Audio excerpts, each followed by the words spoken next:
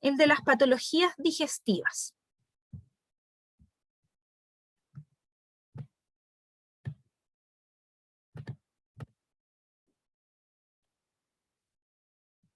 ¿Ya? En las patologías digestivas este es corto, ¿ya?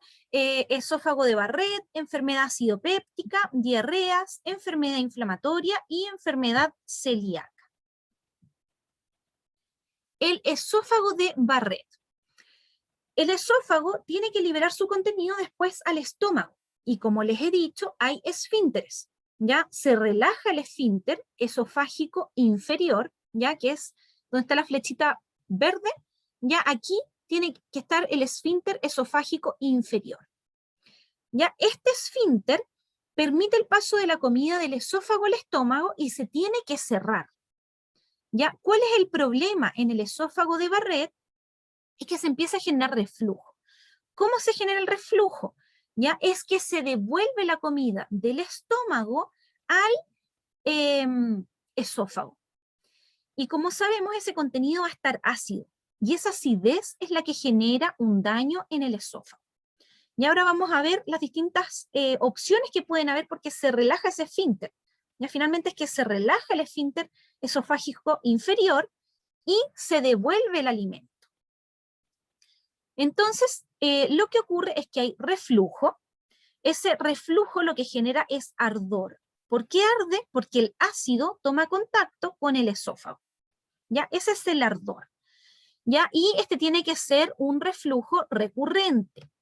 Ya no vamos a tener esófago de Barrett por un reflujo, ya es reflujo recurrente. ¿Ya? Y esto suele empeorar en la noche, ya al estar acostado. ¿Ya? ¿Por qué? Porque ahí es más fácil que se devuelva el alimento al estar recostados. Cuando estamos parados, ya, o sentados, es más difícil que se devuelva el alimento. Entonces las personas que sufren de reflujo deben dormir un poquito más levantadas.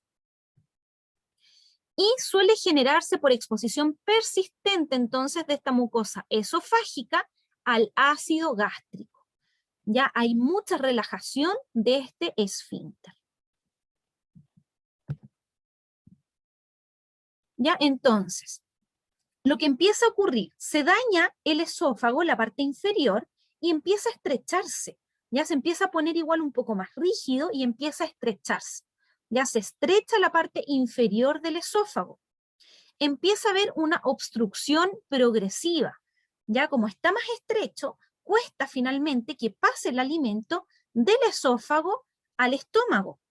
Y entonces se empieza a acumular comida ahí en el esófago. ¿Ya? Y si se empieza a acumular mucho, esto puede generar aspiración por parte de los pulmones. Ya se acumula y se acumula el esófago, sube y podemos aspirarlo finalmente. ¿Ya? Y las consecuencias, hemorragia, perforación del esófago, ¿ya? Y también la neumonía, ya por aspiración de a los pulmones. Entonces las complicaciones, hemorragia, perforación, neumonía. Y finalmente el esófago de Barrett, que es un cáncer finalmente. El esófago de Barrett es cambio anormal de las células, es decir, metaplasia. ¿Ya? Entonces hay un cáncer finalmente, metaplasia, ¿ya? Que puede ser el resultado de lesiones debido a la exposición al ácido estomacal y está asociado a cáncer del esófago. Entonces acá aparecen las distintas causas que pueden llevar a que se devuelva finalmente el contenido del estómago al esófago. Entonces, veamos aquí, cardias. ¿Ya? Este es el esfínter esofágico superior, ¿ya? Ahí está el cardias. Entonces, este cardias se relaja mucho, eso es lo que ocurre, y se devuelve el contenido del estómago al esófago. Entonces, ¿por qué puede ocurrir? Por retraso del vaciamiento gástrico. Puede ser que haya problema en el estómago, ¿ya? Que cueste relajar al píloro. El píloro es el que permite el paso del estómago al intestino delgado. Entonces, no se relaja el píloro, está siempre contraído, se acumula y se acumula comida en el estómago y por eso puede devolverse, ya por retraso del vaciamiento gástrico.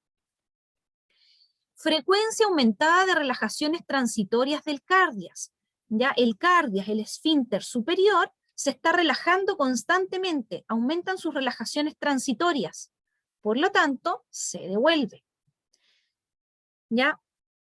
Pérdida del peristaltismo secundario luego de las relajaciones transitorias del cardias. ¿Ya? Puede ser que no esté avanzando bien la comida, ¿ya? Que empiece este problema en las células, empieza a endurecer, y por lo tanto genera también este problema en el cardias. Y lo más común y fácil de entender, tono disminuido del cardias. El cardias es como un elástico, ya que tiene que estar siempre apretado. Tono disminuido sería un elástico vencido, entonces siempre está un poquito relajado. ¿Ya? Entonces que el cardias esté como un elástico vencido, como siempre un poquito relajado, por lo tanto pasa la comida y es muy fácil que se devuelva. Entonces cualquiera de estas puede llevarnos a que se devuelva la comida, por lo tanto a una lesión esofágica. ¿Qué va a generar esta lesión esofágica? Tejido cicatrizal. ¿Ya? Entonces va a haber cicatrización del tejido del esófago, ¿ya? Va a haber un cardias que es incompetente, no puede cumplir su función, y es un círculo vicioso. Sigue generándose el daño en el esófago, el cardias es incompetente, y finalmente lleva al esófago de Barrett.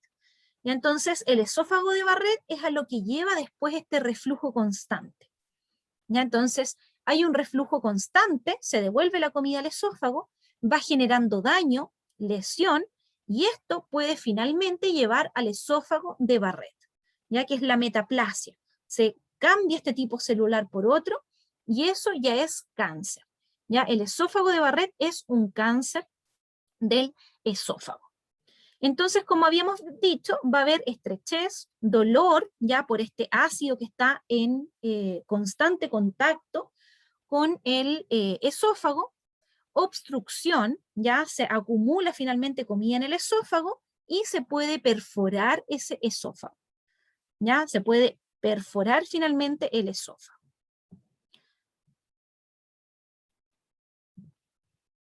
La enfermedad acidopéptica es una enfermedad en el estómago. Se generan úlceras, ya una perforación en el estómago. Úlcera es un daño en el estómago, ya como se ve aquí, se empieza a perforar. ¿Y por qué se genera esto? Porque se pierde esta capa protectora de mucus. ¿Ya? Entonces, aumenta la producción de ácido o disminuye el mucus. Cualquiera de esas dos puede ser. Ya que haya un exceso de ácido, entonces el mucus no alcanza a neutralizarlo ni a protegernos bien, o empieza a disminuir la mucosa. ¿Ya? Y pueden ocurrir también las dos, ya que hay un exceso de ácido y además poca mucosa. ¿Quién genera esto? Principalmente la Helicobacter pylori. ¿Ya? La Helicobacter pylori es la que principalmente va a generar este efecto.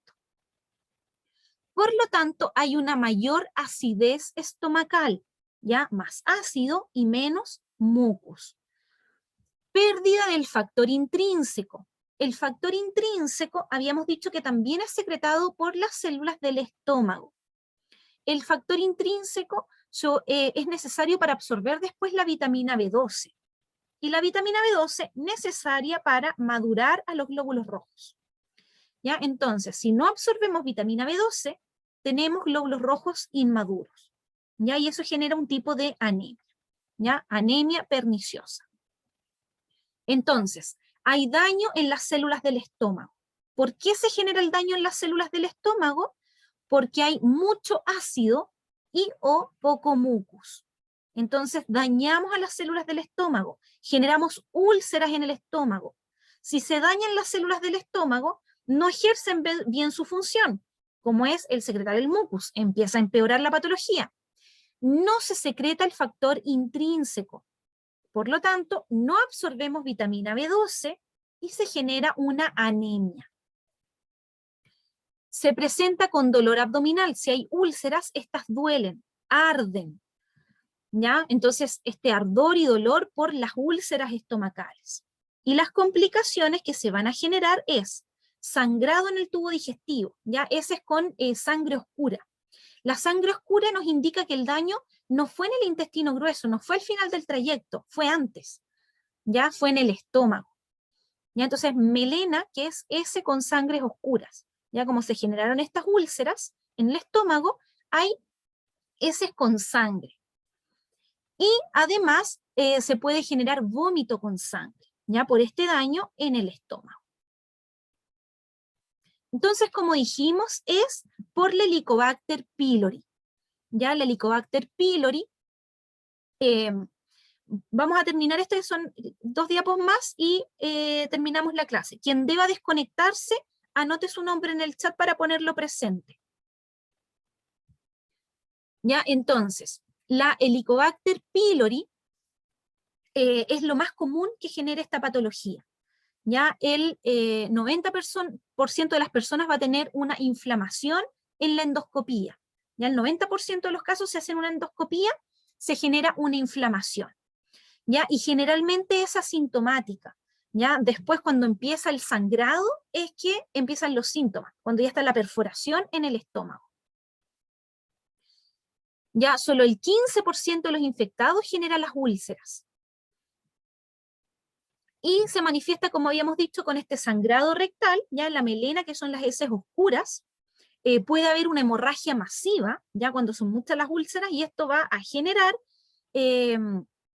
baja presión arterial, hipotensión, y esto lleva a mareos. ¿Ya? Entonces, dentro de los síntomas, sangrado rectal y baja la presión arterial. Y bueno, las perforaciones y obstrucciones que ponen en peligro la vida. Entonces, la patogénesis es por la Helicobacter pylori. ¿Ya? La Helicobacter pylori tiene la capacidad de sobrevivir en este medio tan agresivo, porque el estómago es un medio agresivo. ¿Ya? Este ácido clorhídrico lo secretamos para protegernos, ¿ya? Para matar microorganismos. Pero la Helicobacter pylori puede sobrevivir en el estómago. ¿Ya? Entonces puede sobrevivir ahí y es gracias a la producción de ureasa. Entonces, como vemos ahí, ureasa. Y acá arriba está escrito, ureasa. ¿Qué es lo que hace la ureasa? Hidroliza a la urea presente en el estómago, generando amoníaco y neutralizando la acidez. ¿Ya? Entonces genera ureasa que le permite vivir en este medio. ¿Ya? Entonces la Helicobacter pylori genera ureasa. ¿Ya? Con esto puede vivir en este medio tan ácido. Además, ¿qué tiene? Flagelo. Con el flagelo se puede mover hasta llegar a las células del estómago. ¿Ya? ¿Y qué son estas cosas? Ureasa y flagelo, factores de virulencia.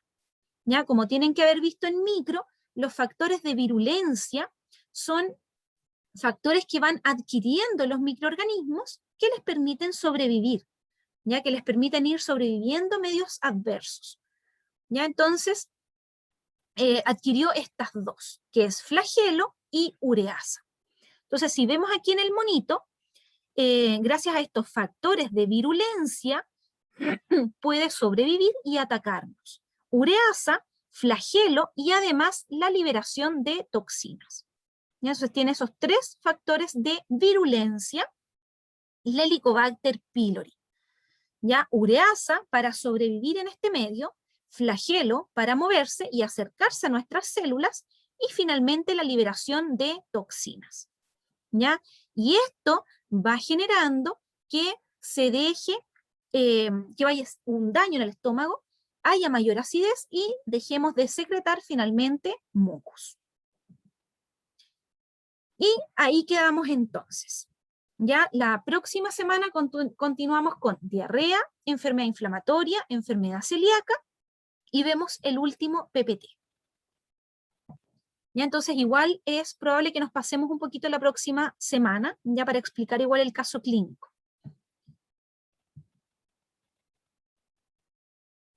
¿Ya?